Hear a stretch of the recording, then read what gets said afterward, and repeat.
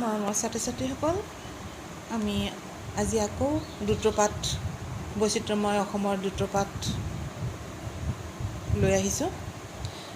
এইবাৰ আমি আলোচনা কৰিম দ্ৰুতপাঠত থকা বিভিন্ন জনগোষ্ঠীৰ লোকৰ বিষয়ে আমি আলোচনা কৰিছোঁ। আজি আলোচনা কৰিব লৈছোঁ কাৰ্বিসকলৰ বিষয়ে। কাৰ্বিসকল অসমৰ এটি প্ৰধান জনজাতি। কাৰ্বি আংলং সদৰ ঠাই ডিফু কাৰ্বিসকলৰ। এওঁলোকো মংগোলীয়সকলৰ নৃগোষ্ঠীৰে বংশধৰ।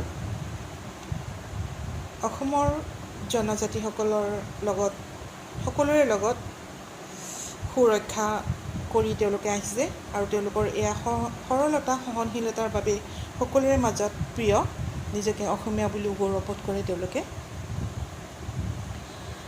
গতিকে এই কাৰ্বি আংলং জিলাৰ সদৰ ঠাই ডিফু এখন আটকধুনীয়া নগৰ। পাহাৰৰ অকোৱা পকোৱা বাট। ডিফুখন বৰ সুন্দৰ ঠাই। এই ডিফু সৰু অথচ সুন্দৰ ইয়াত অৱস্থিত কাৰ্বি আংলঙত। বিষ্ণুপ্ৰসাদ ৰাভাই আমেৰিকাৰ আৱিষ্কাৰক কলম্বাছৰ সৈতে তুলনা কৰি কাৰ্বিসকলক অসমৰ কলম্বাছ বুলি আখ্যা দিছিলে আৰু এই উক্তি সমৰ্থন কৰিছিল কলিকতাৰ বিখ্যাত ইতিহাসবিদ সুনীত কুমাৰ চট্টোপাধ্যায়ে। তেওঁলোকৰ বসতি অঞ্চল অসমৰ সোঁমাজত থকা কাৰ্বি আংলঙৰ আৰু পশ্চিম কাৰ্বি আংলঙেই হ'ল কাৰ্বিসকলৰ প্ৰধান বসতি অঞ্চল। দুয়োখন ঠাই সামৰি কাৰ্বি আংলঙৰ স্থায়িত্ব পৰিষদ গঠন হৈছে। তোমালোকে মনত ৰাখিবা, কাৰ্বিসকলৰ 5টাকৈ ফৈদ আছে: টিমুং, তেৰাং, ইংহি, ইন্তি। এই প্ৰতিটো ফৈদৰ একাধিক উপফৈদ থাকে। কাৰ্বি যুৱ মহোৎসৱ কাৰ্বিসকলৰ প্ৰতিটো বছৰতে 15 পৰা 19 ফেব্ৰুৱাৰী মাহত অনুষ্ঠিত হয়। এই মহোৎসৱ তাৰালংচ কাৰ্বি আংলং জিলা সদৰ ঠাই ডিফু চহৰতে অনুষ্ঠিত হয়। উৎসৱ পাৰ্বণ পেংহেমফু, ৰংকেৰ, ছজুন আদায়ে প্ৰধান এই উৎসৱ। পেংহেমফু হ'ল ঘৰুৱা এটা উৎসৱ। ইয়াত 3টাকৈ পূজা থাকে তেওঁলোকৰ: ৰিত, আংলাং, বুটচম আৰু পেং। এই 3টা পূজা বছৰৰ আৰম্ভণিতে তেওঁলোকে কৰে, যাতে বছৰটোত অপায় অমংগল নহয়, অপায় অমংগল দূৰ হয়। সেইকাৰণে এই তেওঁলোকৰ ঘৰুৱা উৎসৱ বুলি কয় এইটো। ছজুন উৎসৱ হৈছে এটা ফেমিলি ফেষ্টিভেল। এয়া বছৰত উদযাপন হয়। বছৰে বছৰে মানে উদযাপন নহয় তেওঁলোকৰ। এই উৎসৱটো হয় কি 4 বছৰ বা 5 বছৰৰ বা 9 বছৰৰ মূৰে মূৰেহে হয়, প্ৰতি বছৰে নহয়। এইটো ফেমিলি ফেষ্টিভেল। এইটো হয় ছজুন উৎসৱ বুলি কয় এইটো। তাৰোপৰি ৰাংকেৰ উৎসৱ কমিউনিটি ফেষ্টিভেল। এই ৰাংকেৰ উৎসৱ ইয়াক গাঁৱৰ উৎসৱ বুলি কয়। এই উৎসৱে বছৰটোৰ আৰম্ভণিতে পাতে আৰু পূজাৰ মূলবেদীত কি কৰে, চৰাই, ছাগলী, কণী আদিৰে উপাস্য দেৱতাৰ সন্তুষ্টিৰ বাবে উৎসৰ্গা কৰে। তেওঁলোকৰ কাৰ্বিসকলৰ সাজপাৰ ক'বলৈ গ'লে অলপ পিন্ধন উৰণবিলাক আমাতকৈ পৃথক। গতিকে পুৰুষসকল আৰু নাৰীৰ পোচাক তেওঁলোকৰ পৃথক পৃথক। পুৰুষ আঠমূৰীয়া পে, চেলেং ছয় হংথৰ, ছয় হোক, ছয় লগ, কাৰ্বি জেকেট, পহু আদি প্ৰধান সাজপাৰ তেওঁলোকৰ। ঠিক তেনেদৰে মহিলাসকলে আঁঠুলৈকে কলাফুললৈকে ভৰিৰ পৰা তেনেকুৱা তেওঁলোকে মেখেলা পিন্ধে। ইয়াক পিনি বুলি কোৱা হয়। পেকক আৰু ৱাংকক, তদুপৰি পে চেলেং, পে খঞ্জাৰী, পে চাৰ্পি আৰু আদি প্ৰধান সাজপাৰ মহিলাসকলৰ। পিবাখন হৈছে 1.5 ফুটৰ পৰা 2 ফুট বহল আৰু 6 ফুট দীঘল। দুয়োমূৰে বিভিন্ন ৰঙৰ ফুল তুলি কৰিৰে সৈতে গাঁঠি তেওঁলোকে বিশেষ এখন চকচকীয়া কলা কাপোৰ সেইখন তেওঁলোকে লৈ লয়। ইয়াক মহিলাসকলে নিজৰ কেঁচুৱাক বুকুচাত ল'বৰ বাবে এই মেথনি মাৰি তাক ব্যৱহাৰ কৰে আৰু তাক জিচ বোলা হয়।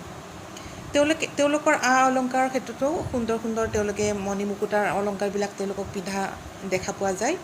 তেওঁলোকে খুব সুন্দৰকৈ সজাই লয়। লেগ শিকি, নথেংপি, নলাংমুং, নংজাংচাই, লেগ ৰুৱে, লেগ পাংখৰা, লাংৱাৰ, ৰুই, পাংখাৰা ৰুই, পাহু এইবোৰ তেওঁলোকে পিন্ধে। কাৰ্বিসকলৰ মাজৰ অসমীয়া জাতীয় জীৱনলৈ বিভিন্ন ক্ষেত্ৰত আগবঢ়াই যোৱা কিছুমান ব্যক্তি আছে। এই কাৰ্বিসকলৰ সেই অসমীয়া জীৱনলৈ, জাতীয় জীৱনলৈ বিভিন্ন ক্ষেত্ৰত আগবঢ়াই লৈ যোৱা ব্যক্তিৰ বিষয়ে আমি আলোচনা কৰিম। সেই ব্যক্তি এজন হৈছে চেমচন সিং ইংতি। তেওঁৰ বিষয়ে আমি জানো আহাচোন। তেওঁ হ'ল কাৰ্বি আংলঙৰ স্বপ্নদ্ৰষ্টা আৰু ৰূপকাৰ। 1910 চনৰ 8 ফেব্ৰুৱাৰী তাৰিখে তেওঁ পশ্চিম কাৰ্বি আংলঙৰ টিকা পাহাৰত জন্মগ্ৰহণ কৰে। তেওঁৰ পিতাকৰ নাম আছিল থেংকু ৰাওচিং ইংতি আৰু মাকৰ নাম আছিল ৰুথ মাধৱী। তেওঁলোকে কাজিৰ তিমুংপি বুলি কয়। 1916 চনত গোলাঘাট মিছন স্কুলৰ শিক্ষাৰ পাতনি মেলে তেওঁ, আৰু 1928 চনত গোলাঘাট বেজবৰুৱা হাইস্কুলৰ পৰা প্ৰথম বিভাগত মেট্ৰিক পৰীক্ষাত উত্তীৰ্ণ হয়। উচ্চ শিক্ষাৰ বাবে তেওঁ গুৱাহাটী কটন কলেজত অধ্যয়ন কৰে, যদিও সেই সময়ত স্বাধীনতা আন্দোলনৰ পৰিপ্ৰেক্ষিতত অধ্যয়ন আধৰুৱা হৈ ৰয়।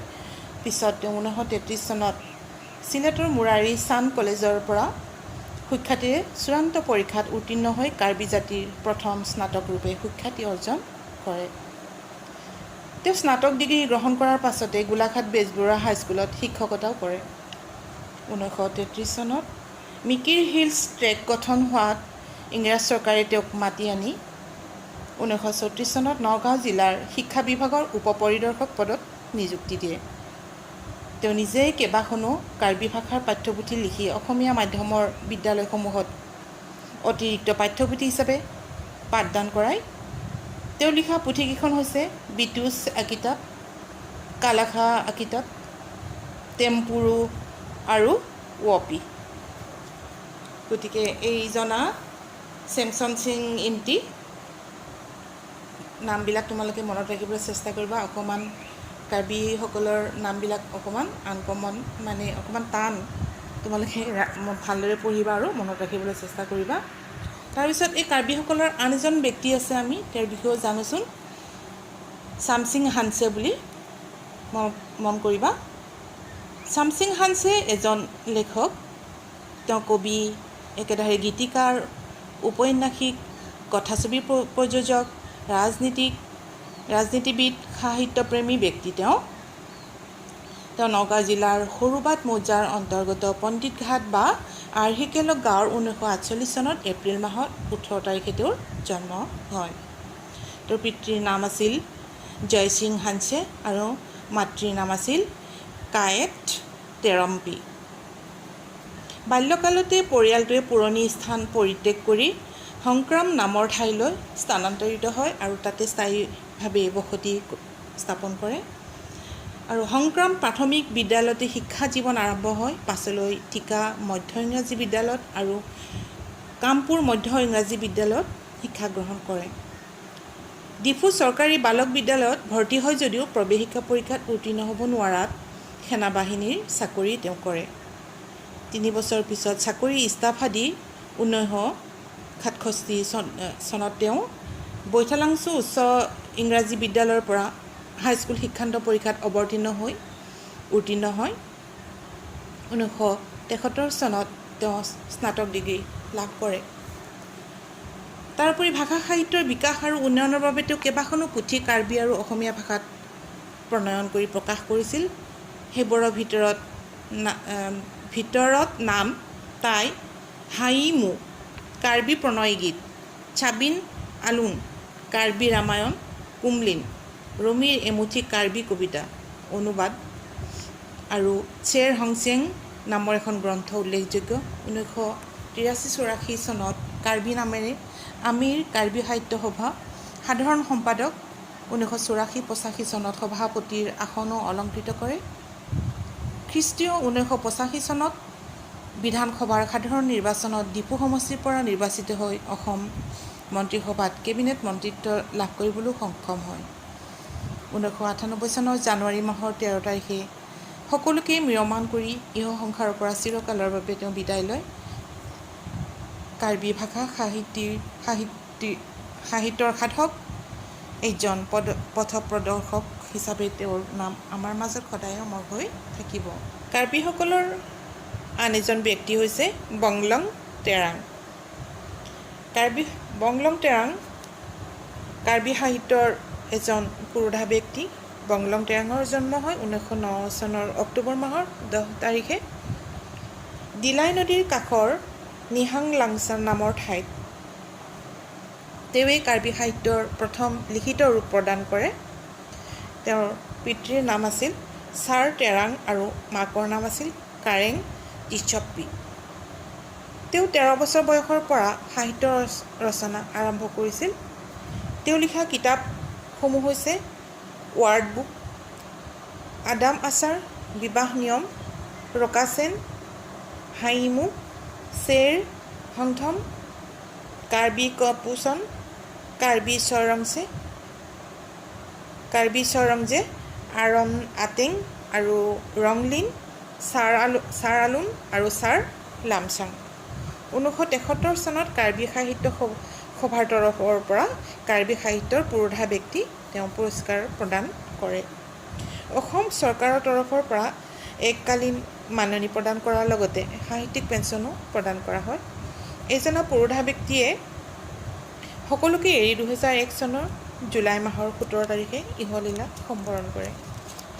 মনত ৰাখিবা তোমালোকে।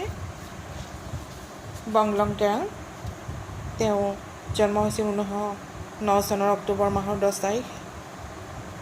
তেওঁৰ বিভিন্ন কিতাপসমূহ আছিলে ৱাৰ্ড বুক, মনত ৰাখিবা, আদাম আচাৰ, বিবাহ নিয়ম, ৰুকাচেন, হাইমু, শ্বেৰ হংথম, কাৰ্বি কপুচন, কাৰ্বি চৰংজে, আৰণ আটেং, ৰংলিন, ছাৰ আলুন আৰু ছাৰ লামচাম।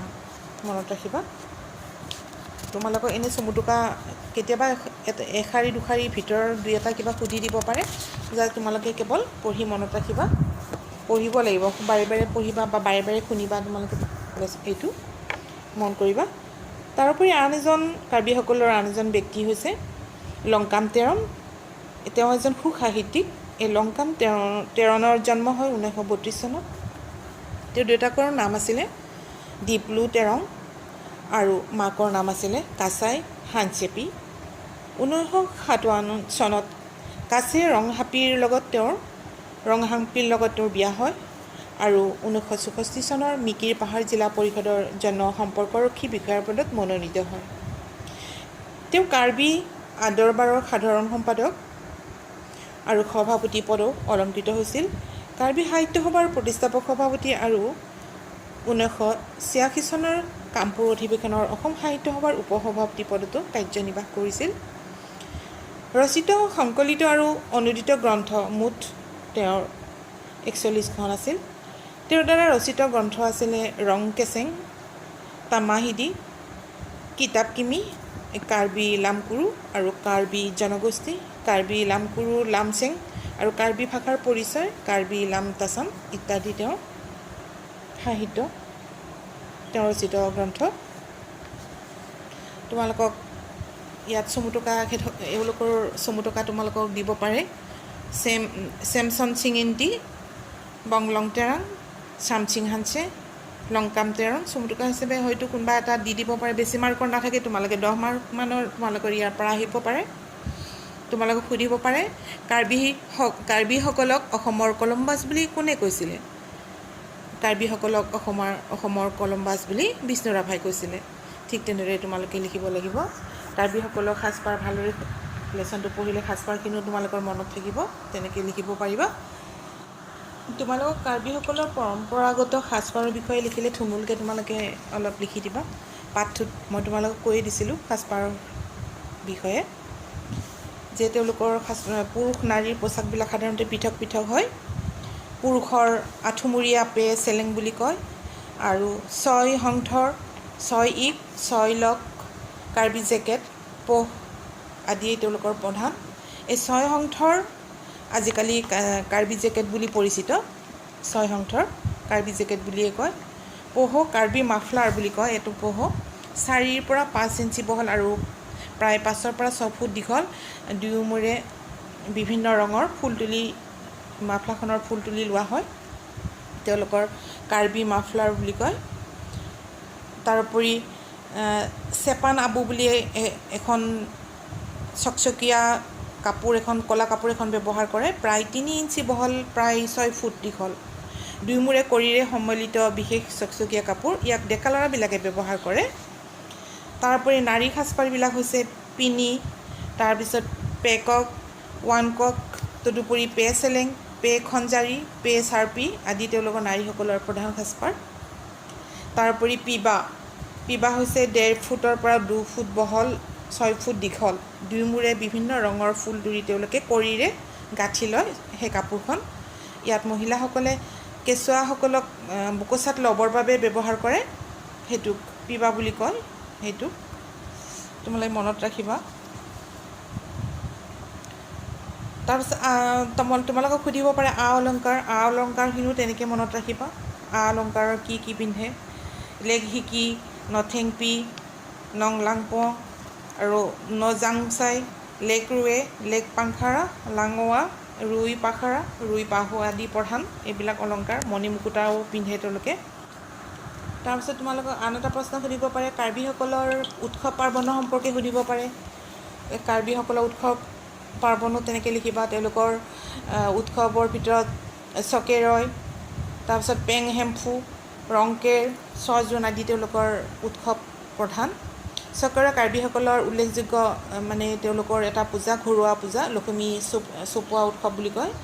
এই উৎসৱ পালন কৰে, তাত তেওঁলোকৰ বিভিন্ন গীত নৃত্য কৰে। এই গীতক হাচা কেকাং বুলিও কয়। এই অনুষ্ঠান কেৱল ল'ৰাই যোগ দিয়ে ইয়াত। তোমালোকে তেনেকৈ মনত ৰাখি যাবা। তাৰপিছত ঘৰুৱা উৎসৱ পেং হেম্ফু উৎসৱ সাধাৰণতে 3টাকৈ পূজা থাকে তেওঁলোকৰ। 6 জুন উৎসৱৰ প্ৰতি বছৰ উদযাপন নকৰে। 6 জুন উৎসৱটো সেইটো 4-5 বছৰ বা 9 বছৰৰ মূৰে মূৰে তেওঁলোকে কৰে। তাৰপিছত ৰাংকেৰ উৎসৱ বছৰৰ আৰম্ভণিতে উদযাপন কৰে। পূজাৰ মূল বিধিত কি দিয়ে? চৰাই ছাগলী কণী আদি উৎসৰ্গা কৰে আৰু উপস্য দেৱতাৰ সন্তুষ্টিৰ বাবে এই পূজা ভাগ কৰা হয়। ইয়াৰ উপৰি বছৰে 15-19 ফেব্ৰুৱাৰীলৈ কাৰ্বি যুৱ মহোৎসৱ চলি থাকে। তাৰালাংচ ডিফু এই চহৰতেই অনুষ্ঠিত হয়। মনত ৰাখিলেই হ'ল। আৰু যদি তোমালোকক সোধা হয় কাৰ্বিসকলৰ ফ্ৰুইটকেইটা মনত আছে নহয়? টিমুং, তেৰং, তেৰাং, ইংহি, ইংটি এইকেইটা হৈছে তেওঁলোকৰ 5টাকৈ ফ্ৰুইট। তোমালোকে মনত ৰাখিবা। তাৰোপৰি তোমালোকক সুধিব পাৰে কাৰ্বি সমাজৰ নাৰীসকলে পৰিধান কৰা কেইবিধমান সাজপাৰ তথা অলংকাৰ। অলপ আগতে কাৰ্বি পৰম্পৰা সাজপাৰৰ বিষয়ে ক'লোঁ, মহিলা আৰু পুৰুষে কি ব্যৱহাৰ কৰে। ইয়াত সুধিছে কাৰ্বি সমাজৰ নাৰীসকলে পৰিধান কৰা কেইবিধমান সাজপাৰ তথা অলংকাৰ। এইখিনিও তোমালোকৰ পাঠটোত মই কৈয়ে দিছিলোঁ, তথাপি আকৌ এবাৰ কৈছোঁ। পিনি, পেকক আৰু ওৱানকক, তাৰোপৰি পে চেলেং, পে খঞ্জাৰী, পে চাৰ্পি আদি ব্যৱহাৰ কৰে। তাৰোপৰি আঁঠুলৈকে পৰা পিনি এই ক'লা ৰঙৰ মেখেলা পিন্ধে তেওঁলোকে। কঁকালত ওৱামকক ফুলাম কাপোৰেৰে ফিটা বান্ধি লয়। বুকুৰ ওপৰত মেথনি মাৰি লয়, তাক জিচ বুলি কোৱা হয়। গাত ঢাকি লোৱা এখন চাদৰ ক'লা ৰঙৰ। তাৰপিছত পেচেলং এইবিলাক মেৰিয়াই লয় তেওঁলোকৰ গাত। মনত ৰাখিবা। তেনেকৈ তোমালোকক ক'লোৱে কাণফুলি অলংকাৰবিলাকো সেয়া একেই। লেগ হিকি, নথেংপি, নলাংপুং, নজাংচাই, লেগ ৰুৱে, লেগ পাংখাৰা, লাঙৱা, ৰুই পাংখাৰা, ৰুই পাহু ইত্যাদি প্ৰধান এইবিলাক অলংকাৰ। মণিমুকুতাৰে তেওঁলোকে খুব সৌন্দৰ্য বহন কৰে। এইবোৰেৰে খুবেই সুন্দৰ। তোমালোকে ভালদৰে পাঠটি পঢ়িবা। আৰু ইয়াৰ পিছত আমি কোচ ৰাজবংশীসকলৰ বিষয়ে তোমালোকৰ লগত এই পাঠটো আলোচনা কৰিম। এইখিনি তোমালোকক পঢ়াই শুনাই দিছোঁ, তোমালোকে মনত ৰাখিবা, নিজে ভালদৰে শুনিবা আৰু তোমালোকে পাঠটো ভালদৰে পঢ়িবা দেই। আজিলৈ এৰিছোঁ।